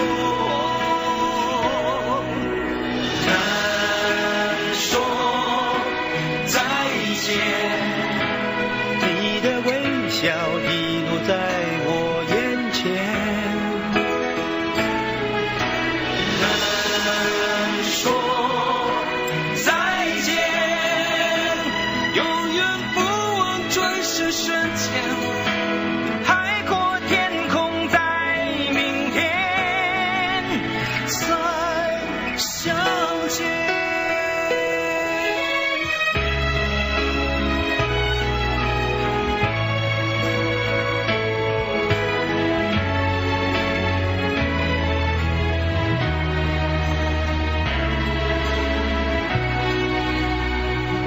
习惯一起走过，没想你不在的生活，雷雨也是阳光闪烁，是避风的角落，离开灰尘最美的洒脱，也是新的承诺，我和你不逃过，你是我一辈子的收获。